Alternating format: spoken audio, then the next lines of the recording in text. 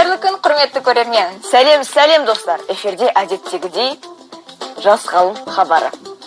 Және де оның жүргізушілері менің зерек шәкіртім Медеу Ақылбек және мен ұстазым Айжан апай. Рахмет, Медеу. Ал Медеу, сені осы жаңа оқу жылымен құттықтаймын. Және біздің барша көрермендерімізді, барша ұстаздар қауымын, оқушыларды, тіпті менің шәкірттерімді жаңа оқу жылымен құттықтаймын. Осы оқу жылын барынша пайдалы, білімге зер қойып оқуға шақырамын. Рахмет апай. Сіз де ұстазсыз ғой. Әрине де барлық ұстаздар өздерінің шәкірттерінің олардан асқан ғалым болғанын қалайды. Әрине, бұл барлық ұстаздардың қалауы да шығар, арманы да бүкіл ұстаздардың. Әрине, Медеу, себебі біз ұстаздар бар білімімізді осы шәкірттерімізге беруге тырысамыз. Және де егер оқушы үлкен жетістіктерге жетіп биіктерден көрінсе, онда біз қатты қуанамыз. Және де себеб тіпті сабақта солай ма, түсіндім дегенде өте қатты қуанамыз. Себебі біз бұл ұстаздардың негізгі мақсаты болып табылады. Абай атамыз ұстаздық қылған жалықпас үйретуден балаға деп бекер айтпаған ғой. Дұрыс айтасың, Медеу. Ал Медеу, сен осы байқадың ба? Әр сыныпқа көшкен сайын оқу қалай, қиындай ма? Мүмкін қиындайды, Бірақ сен уайымдама, Медеу. Егер ерінбей еңбек етсең, бәрін уақытылы жасасаң, ешқандай қиындық тумайды. Және де құрметті көрермен, Медеу, егер бір сұрақтарыңыз пайда болса, ұялмай апайларыңыздан барып сұрап алыңыздар. Тіпті Медеу, сен маған келіп сұрап қоя аласың. Мен саған қуанышпен жауап беремін. Әзірше менде физика жоқ, бірақ та соған байланысты сұрақтар қоятын шығармын. Көрермендер, құрметті көрермендер, сіздер бізге хабарластыңыздар болады. Айжан апайға өз сұрақтарыңызды қойсаңыздар болады. Бір жерде түсінбей қалған жағдай болса, немесе бүгінгі эфир барысында өздерінің туындаған сұрақтарыңды эфирге байланысты және тақырыпқа байланысты сұрақтарыңызды қойсаңыздар болады. Ол үшін бізге хабарласыңыздар. Нөмірлеріміз 95-55-49, 95-55-99. Ал елордамыздың коды 71-72. Және де осында айтып кететін бір жайт, бізге хабарласқан кезде теледидардың дауысын басып, телефон тұтқасы арқылы сөйлесеңіздер, біз жақсы еститін боламыз. Ал енді, Медеу, бүгін біздің бағдарламамыздың тақырыбы қандай екен? Білесің бе? Мен білемін ғой. Мен білемін. Бұл бұлт қалай пайда болады? Бүгін біз бағдарламамызда бұлттардың пайда болу себебін, бұлттардың түрін ажырататын боламыз. Және де осыған байланысты бізде бір сұрақ бар екен. Осы бұлттардың қандай түрлері бар, және біз оларды қалай ажырата аламыз? Сұраққа жауабыңыз бар болса, біздің студиямызға хабарласыңыздар. Ал Медеу, сен айта қойшы, сен осы бұлттардың негізгі ерекшеліктерін білесің бе? Бұлттардың негізгі ерекшеліктері. Олар биікте самға ұшып келе жатады. Өте дұрыс. Ал түр сипаты қандай олардың? Түр сипаты әртүрлі. Біреулері алыста кішкентай болып көрінеді. Біреулері тура жанында, маңында өтіп келе жатқан секілді болады. Бірақ та оны қатты ажырата алмаймын. Ал енді қазір олардың не үшін пайда болатынын, қалай пайда болатынын талқылаймыз. Бірақ оның алдында біз конвекция деген процесін есімізге түсірейік. Медеу, мен өте жақсы білемін. Өткен бағдарламада сіздер Медеу ағаймен конвекция туралы тәжірибе жасадыңыздар, оны талқыладыңыздар, Ал енді конвекция туралы қандай білімің бар екен, Медеу? Конвекция деген бағдарламада айта кеткендей алдыңғы, ол суық ауа мен жылы ауаның алмасуы, тығыздыққа байланысты жылы ауаның көтерілуі және де суық ауаның түсуі. Бәрекелді, Медеу. Сен дұрыс айтасың. Конвекция жалпы ол ағын арқылы жылу алмасу процесі. Және Медеу айтып кеткендей, ауа ағыны пайда болған кезде біз оны конвекция процесі деп атаймыз. Және де тіпті жердің пайда болу себебі осы конвекция процесінде жатыр. Яғни жылы ауа оның тығыздығы кем, суық ауаға қарағанда кем болғандықтан жылы ауа көтеріледі, ал суық ауа төменге түседі. Осылай бізде ағын пайда болады. Өте жақсы. Тағы да екінші жайт, осы жер бетінен биіктік көтерілген сайын ауа температурасы қалай өзгереді? Төмендей ма? Төмендейді. Оны қайдан білуге болады? Мысалы, таудың шыңында бізде қар жатады, я? Яғни бұл жаз болса да, я, қар жатады. Яғни бұл осы биіктік көтерілген сайын ауа температурасы төмендейді, және бұл осындай бір ерекшелікті айқындайды, я? Таулардың басындағы қар. Ал жақсы, бәрін талқыладық. Енді біз тәжірибемізге көшеміз. Тәжірибе жасау үшін бізге қандай құрал жабдықтар керек? Біріншіден бұл бізде шыны ыдыс, 1 литрлі шыны ыдыс, сіріңке. Әрине, сіріңкемен жұмыс істеген кезде қауіпсіздік техникасын сақтау керек. Үлкендердің көмегін сұрау керек, балалар. Сонымен қатар, міне бізде қаншама мұз кесектері жиналды. Міне, осындай мұз кесектері үшін көрсетейін, пакетке салынған осындай мұз кесектері, балалар. Жақсы. Сонымен қатар ыстық су керек. Ал ыстық су, біз оны дайындап алдық бағдарламаны. Я, міне бізде ыстық су, қайнаған су. Бірақ осындай ыстық сумен жұмыс істеген кезде де байқау керек, қауіпсіздік техникасын сақтау керек. Жақсы. Енді ал балалар, біз қазір дайындап жатқан кезде сіздерге айта кетейін, біздің нөмірлеріміз 95-55-49, 95-55-99. Бізге хабарласыңыздар, сұрақтарыңыз болса, немесе апайдың сұрағына жауаптарыңыз болса. Ал сіз қайтадан айта кетесіз бе көрермендеріңізге? Әрине, сұрағымды қайталайын. Балалар, бұлттардың қандай түрлері бар, және біз оларды қалай ажырата аламыз? Жақсы, қоңырауларыңды күтеміз. Ал енді осы шыны ыдысты дайындау үшін біз кішкене ыстық суды құямыз. Бірақ та абай болыңыздар, себебі ол сынып кетуі мүмкін. Және сынып кетпес үшін біз не істейміз? Осы ыстық сумен бүкіл қабырғаларды осылай тигіземіз, міне балалар. Осылай біздің ыдысымызды жылытып аламыз. Міне жылытып алдық. Ыдыс ыстық суға, ыстық температураға үйренді. Сонда ол сынбайды. Мынаны төксек те болады. Енді, және де осында айтып кететін жайт медеу, егер мысалы ыстық шыныға, ыстық ыдысқа бірден суық суды құйсақ, онда шыны сынып қалуы мүмкін, өйткені шыны осындай температураның күрт өзгерісіне ол шыдамайды, сынады. Сондықтан абай болыңыздар. Ал енді кішкене ыстық суды құямыз. Оның көлемін айтатын болсақ, міне көріп тұрсыздар ма? Өте аз-ақ қана су, Міне, ыстық су құйдық. Және бұл бізге не үшін керек?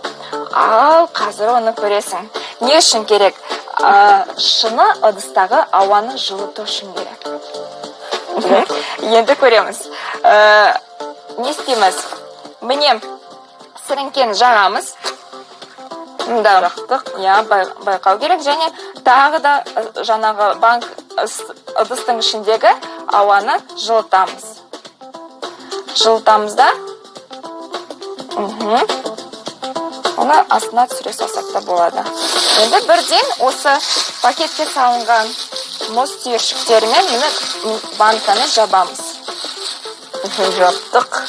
Ішіндегі ауа шықпайды. Ауа шықпайды. Енді біз не байқаймыз медеу? Мүмкін қазір мұз еритін шығар. Мұз ериді, бірақ ыдыстың ішінде қазір қандай процесстер жүреді? Міне, қара медеу, ыдыстың ішіндегі ауа өзгерді ме? өзгерді. Аха. Ол сұр болды. Сұр болды, я? Бұлтқа ұқсас па ол? Ұқсас. Я, бұлт тәріздес болды. Бұл ненің себебі? Көріп тұрсыздар ма балалар? Міне, біздің шындағы ауа ақ түске я боялды, буланды және бұлт секілді бір зат құрды. Яғни осы кезде бізде қандай процесстер жүреді? Жоғарыда айтып өткендей бұл конвекция процесі. Яғни бұл кезде жаңағы ыстық су не істейді? Булана бастайды. Ал бұл бізде ол не? Ол газ. Және ол ыстық газ. Біз айтып өткенде ыстық газ қайда барады? Ауаға көтеріледі. Көтеріледі. Неге? Өйткені конвекция. Өйткені конвекция себебі оның тығыздығы азаяды. Дұрыс айтасың. Жылы ыстық ауаның тығыздығы азаяды да, ол жоғары көтеріледі. Ал үстіде бізде не тұр? Мұз тұр, ол шыға алмайды. Мұз тұр, ауа шыға алмайды, және осы мұзбен не істейді? Мұзбен кездеседі, я? Және осы кезде ауаның температурасы күрт төмендейді.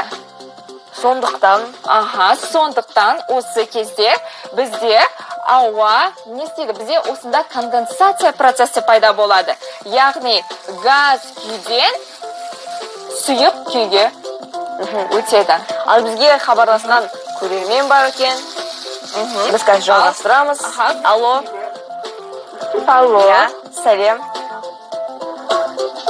Сен тікелей эфирдесің, сәлем. Саламатсыз ба? Есімің кім? Менің есімім Сабира. Сабира. Сабира, саламатсыз ба? Қай сыныпта оқисың? Сабира. Жазира, кешіріңіз. Саламатсыз ба, Жазира? Қай сыныпта оқисыз?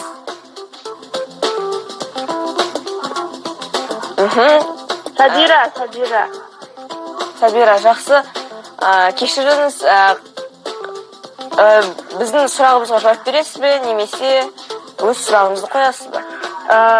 Сіздердің сұрақтарыңыз бұл туралы еді, е? Бұлттардың қандай түрлері бар? Және оларды біз қалай ажырата аламыз? Сабира, тыңдап тұрмыз? Мен білетін бұлттардың, мысалы күнделікті күн жылы болатын болса, ашық бұлт деген түрі бар. Ашық бұлт, я? Жақсы. Тағы да қандай түрлерді білесіз? Ашық бұлт ол күн жылы кезде, сосын жаңбыр жауатын кезде қара бұлт дегені бар. Өте жақсы.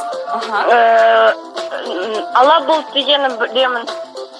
Сіздің жауабыңыз сонда ақ, ашық, ала және қара бұлт, я? Сосын қалай тағы да негізі көп білетін едім. Жақсы. Рахмет. Еш нәрсе етпейді, Сабира, жауабыңызға көптен көп рахмет. Ал біздің бағдарламаны көріп, осы сұраққа жауап еститін боласыздар. Ал біздің бұғымыз жоқ болып кеткендер. Неліктен? Енді басында болған процесті мен түсіндіріп кетейін, я? Яғни біздің шындағы ауа сұр түске, ақ түске айналды. Бұлт тәріздес затқа айналды. Яғни осы кезде бізде жылы ауа конвекция процесі болғандықтан жылы ауа жоғары көтеріледі де, мұздың температурасын өзіне алып, не істейді? Конденсацияланады. Яғни бұл газды сұйық күйге өту процесі деп аталады. Бізде табиғатта да осылай.